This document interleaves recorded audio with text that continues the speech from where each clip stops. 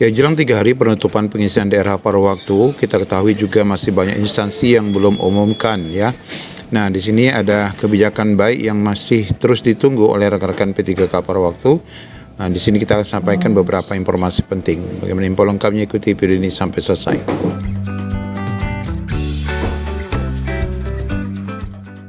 Ya, seperti video sebelumnya yang pernah kita sampaikan, ada surat edaran BKN yang tanggal 15 September ya, berkaitan dengan undangan coaching klinik, keputusan PAN RB berkaitan dengan penetapan paruh waktu. Ini tentunya bagi Bapak Ibu yang berada di daerah yang sama sekali belum mengumumkan, termasuk di Kemenak dan beberapa instansi daerah lainnya. Nah, kita berharap dengan pembagian SK yang dilakukan pada hari ini, 19 September 2025 pada pukul 9 pagi tadi, maka seluruh daerah pada prinsipnya sudah pun memegang surat keputusan ataupun SK penetapan kebutuhan paruh waktunya. Dan kita berharap ya paling tidak hari ini besok sudah harus diumumkan. Dan meskipun tersisa 3 hari saja lagi, kita tetap berharap ada kebijakan perpanjangan waktu setidak-tidaknya 3 hari untuk rekan-rekan yang belum sama sekali menerima pengumuman paruh waktunya. Namun bagi rekan-rekan yang mungkin belum ada pengumuman, ini sebenarnya sudah dapat juga mengurus SKCK dan mengurus informasi surat sehat. Karena sebenarnya tanggalnya sudah fix ya, jadwal pengumumannya.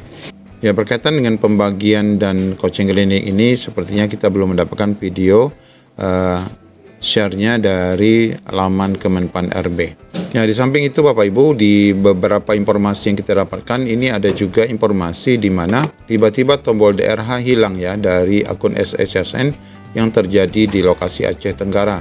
Kita nggak tahu apakah ini ada kesalahan ataupun gangguan di SSSN atau kebijakan BKN untuk akun-akun tertentu saja. Nanti silakan komen rekan-rekan jika mengalami hal yang sama. Dan di informasi Facebook juga kita dapatkan tombol pengisian daerah tiba-tiba hilang, ini ada apa? Dan ini ada beberapa komentar dari rekan-rekan yang juga mungkin mengalami ataupun yang tidak. Ya, semoga saja ini segera teratasi dan rekan-rekan dapat login sehingga muncul kembali pengisian daerahnya. Bapak Ibu, untuk kebijakan-kebijakan lainnya berkaitan dengan paruh waktu ini, kita masih memiliki video rekaman dari BKPSDM Tanah Laut yang masih membagikan informasi berkaitan dengan kebijakan-kebijakan baik bagi P3K paruh waktu. Selamat mendengarkan. Untuk kerja dari Menpan ini sesuai dengan instansinya. Jadi misalnya kan kalau kayak kita kan instansinya yaitu pemerintah Kabupaten Tanah Laut. Jadi mengikuti jam kerja di pemerintah Kabupaten Tanah Laut. Artinya nanti pemerintah Kabupaten Tanah Laut dalam hal ini melalui BKPSDM akan membuat aturan paruh waktunya itu, begitu ya Bu ya. Misalnya nih, maksud saya begini, si paruh waktu ini bekerjanya dari kapan sampai kapan yang disebut dengan paruh waktunya itu. Oh iya, bisa. Ya. Mungkin kami akan mempersiapkan untuk memperjelas. Karena selama ini kan tidak jelas nih. Ada teman-teman yang wirawiri, saya bisa bilang tadi isu-isu yang wirawiri gitu. Ini paruh waktu apa enggak paruh waktu gitu ya. Paruh waktunya itu dari jam berapa sampai jam berapa. Tapi selama ini teman-teman yang disebut dengan paruh waktu itu masih beraktivitas dari pagi sampai dengan 4:30. Iya. Nah, itu. Jadi karena tadi mengikuti jam kerja di instansi kita pemerintah Kabupaten Tanah Laut. Nah, saat ini kan kita jam kerjanya ASN ya dari jam 8 sampai 4:30. Kalau di yang 5 hari kerja mungkin hari Sabtu masih masuk kan kayak di puskesmas. Penamaannya aja kan paruh waktu. Jadi kerjanya sama aja. Jam kerjanya sama dengan ASN yang ada. Begitu? Ya. Izin bertanya Bu, satu, jika mengisi DRA sudah kami akhiri dan resume ternyata ada kesalahan di surat pernyataan yang 5 poin salah tahunnya, apakah itu nanti bisa diperbaiki dan diperbaharui lagi dan apakah tidak bermasalah? Yang kedua, masa kerja P3K paruh waktu ini kan 1 tahun. Terus jika nanti diangkat penuh waktu, itu apakah berdasarkan prioritas yang masuk database dulu atau sesuai penilaian kinerja? Ya. Baik, 2 dulu kita bahas, silahkan. Kalau kesalahan pengisian data itu bisa diperbaiki oleh kami admin BKPSDM, tapi Oke. peserta tidak bisa. Nah, nama berkasnya kami cek satu-satu. Jadi kami sandingkan, Alhamdulillah. ya, kami sandingkan tuh kayak SKCK salah nomor. Kami cek dokumen scan SKCK-nya nomornya ini, ya kami perbaiki. Oke. Nah, ini seperti itu. Jadi kami Oke. yang perbaiki. Benar ya kontraknya 1 tahun aja begitu? Betul, 1 tahun. Oke. Jadi 1 tahun. Nah, pemerintah itu menyiapkan kalau misalnya daerah ada anggarannya untuk mengangkat penuh waktu, jadi tahun berikutnya bisa diangkat penuh waktu kalau daerah ada gajinya. Nah, sedangkan kita saat ini terkendala dengan Undang-Undang Keuangan Daerah itu kan maksimal itu keuangan belanja pegawai 30%. Nah, saat ini kan kita sudah berkisar di 29% belanja pegawai. Untuk prosedur pengangkatan penuh waktu belum ada juknis dari Menpan. Jadi itu nanti ada lagi juknis dari Menpan. Jadi kami tidak bisa menyampaikan apakah prioritasnya dari database dulu atau dari Ungur atau apa. Iya, Tahu. Oh iya, karena semua pengadaan CASN itu kebijakan dan aturannya diatur dari Menpan. Saya mau menyampaikan aspirasi terkait dengan lulusan PPG guru kelas SD. Sama sekali tidak ada yang lulus, baik itu menjadi P3K ataupun P3K paruh waktu. Bagaimana nih kok bisa paruh waktu tidak lulus ya? Padahal nilai kami dibandingkan dengan R4 lebih tinggi kami. Apakah tidak ada kebijakan dari pemerintah Tanah Laut untuk dapat menghargai dari hasil nilai tes kami dan sertifikat yang kami miliki? Oke. Jadi R5 ini bukan pegawai non ASN. Oh. Mereka yang lulus profesi guru prajabatan ya. Nah, gitu. Ada namanya prajabatan PPG-nya. Nah, itu lulusan tahun 2023 dan 2024. Jadi bisa, dan itu mereka mendaftar datanya itu terdata di Kemendikbud, data PPG-nya. Jadi meskipun mereka bukan non ASN, datanya sudah ada di Kemendikbud, otomatis bisa lanjut daftar guru. Asal datanya valid tadi. Nah, itu tidak diakomodir karena tadi bukan pegawai non ASN, gajinya tidak ada anggarannya.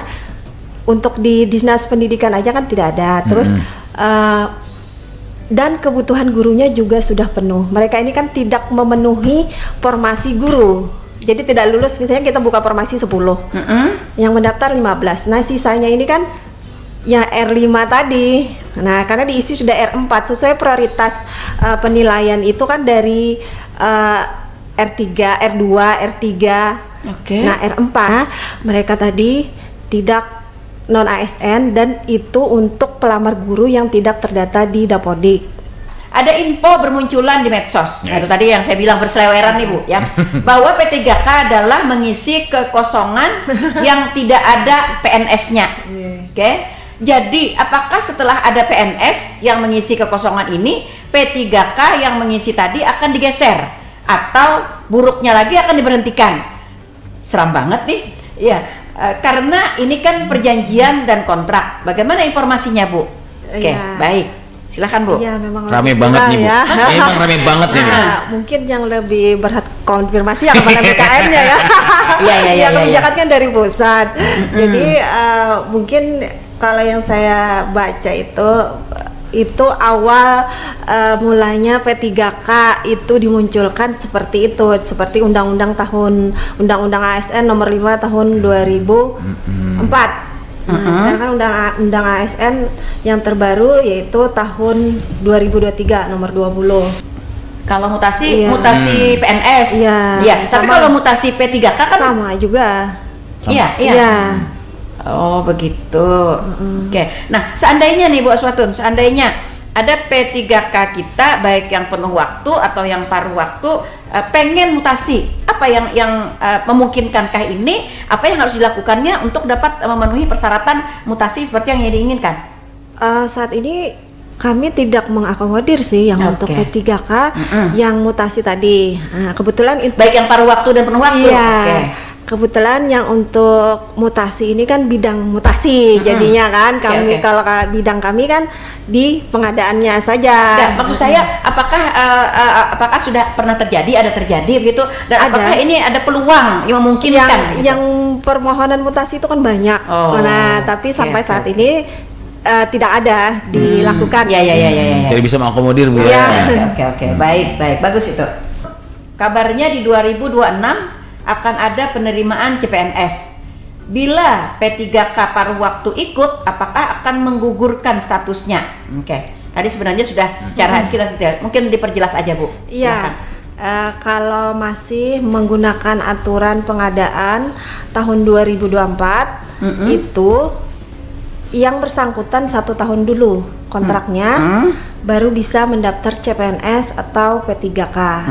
Jadi kalau belum 1 tahun tidak bisa. Nah, Oh, mereka begitu. ini kan NIK-nya sudah otomatis kalau sudah diangkat ASN kan NIK-nya diblokir oleh BKN, jadi nggak bisa mendaftar kemana-mana. Nah, jadi waktu kemarin ada juga beberapa P3K yang mau mendaftar CPNS, lapor ke kami, dibukakanlah datanya baru bisa mendaftar CPNS atau P3K. Ya. Oh, seperti itu. Oke. Artinya 1 tahun dulu ya? Iya. 1 tahun dulu, tidak bisa kurang. Kalau pengalaman saya sih dulu kita di riwayat hidup itu lengkap. Iya. Iya, Jadi, ini juga lengkap juga Bu. begitu. Ada pengisiannya juga, ada Oh, saudara begitu, kandung. iya ya. Nah, Iya. berarti tidak jauh beda ya dengan dulu itu. Ada saudara kandung, tempat tanggal lahirnya. Dulu nggak ada nik sih ya. Iya, Nggak ada nik. betul. Sekarang kan pertama ada niknya gitu ya. Iya, karena kan sistem jadi Betul. otomatis tarik data kayak gitu. Tapi kalau orang tuanya meninggal lama Bu, udah tahu puluhan tahun nggak ada nik, nggak ada Itu kakak dia gimana? akan ditulis ALM ya, almarhum atau almarhumah. Nggak bisa, Bu. gitu. Tulis angka di situ. Nicknya bisa diisi strip atau nol ya. Oh, Iya. jadi nggak apa-apa Ibu ya? Ya, nanti kan boleh ada saja. pilihan status. Saat iya, dia betul. pilih meninggal dunia. Oh iya, Nah, siap. Betul. Ada keterangan. Aman teman-teman ya. Iya. Kemarin nanya juga ke mungkin tanggalnya diisi aja 00 kan ada diketik kan itu 00 otomatis kan tanggalnya bisa aja diketik 0000.